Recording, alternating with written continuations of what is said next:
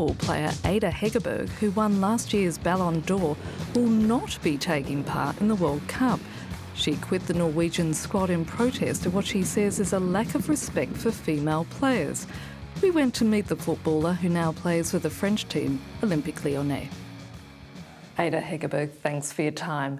How hard is it for you to sit here so close to the stadium, which is behind us, which of course is going to host both the semi-finals and final in the tournament, and know that you're not going to be taking part? It's not that hard, really, not today. I knew what the decision brought me, the consequences behind a decision like that. So today it's kind of... It's in the past, so I'm gonna be watching the World Cup. Excited to see teammates playing. I hope it's gonna be a interesting World Cup, that people will enjoy the games, that we have a high level, high intensity in the games. But you made the decision after the Norwegian Football Federation had signed off on a historic agreement to ensure equal pay for both men and women. Because in the end, it's not about money either. It's all about attitude and respect for the sport. Women being treated equally as men. And it's the funny part, because obviously I've never been thinking about money doing this sport. There's no money in women's football, or that's not what you dream of, first of all. It's getting bigger now. But on the other side, it's all about the attitude. Where do you put your woman in the spot they deserve? And in that case, I didn't feel it was good enough. And that decision came along before their decision of paying equally. So how much does women's football lag behind men's? A lot, I would say, a lot. Everyone can see that. Historically, you'll see all these numbers.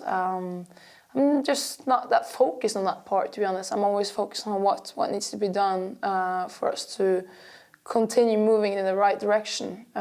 Always try to look on the positive part as well, because obviously if you're too caught up in the negative sides, I think you're going to be quite lost. But it's all about, I always try to look on what we players can do. And obviously it's to train hard, work well, and to increase the level in the game, which is the most important thing, so that people actually can't outsee us. But also stand together and use that voice we have to push for the change. I think it's really important that even though we're grateful for the changes that are coming, you still need to have that critical eye of, is the action coming as well as the talks? But it's hard to stand up and say, this is not right, things have to change, isn't it? I mean, it is. But at the same time, if you're really certain about your values and who you are and where you want to go, I think it's quite easier to stand up, and it's much easier to stand up when you're you're a big group of people. How much support are you getting from your fellow male players? First of all, the respect, the mutual respect, I wanted to say.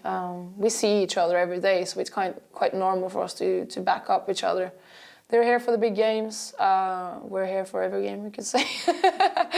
So I think we can learn from each other, you know. So they're there for you? They are. At least a lot of them. FIFA says it wants to make women's football a top priority with the aim of attracting somewhere in the order of 60 million players by 2026. In order for that to happen, what needs to change?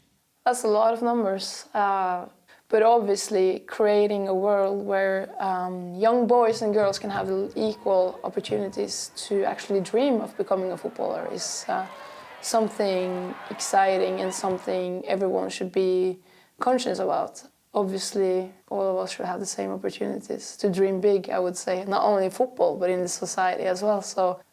And who inspired you as a child? My mom inspired me, I would say. She always gave me that confident voice, believing in myself without losing my humility. I feel that people mix up that all the time.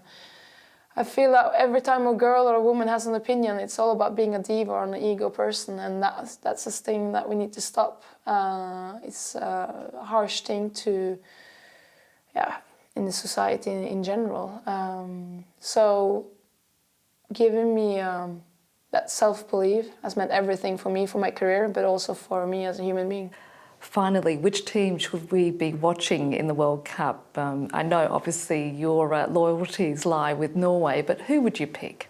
It's a good question. I think it's hard to predict a winner in front of a tournament, because it's all about having that little bit of luck, you would say, the good start. But you always have the big nations historically. But it's hard to mention one. I think obviously for France, playing at home ground is a huge boost. But still, you have big nations as US and Germany and Japan and Spain even, you know. So it's hard to predict one. Ada, it's been great speaking to you. Thank you. Thank you as well.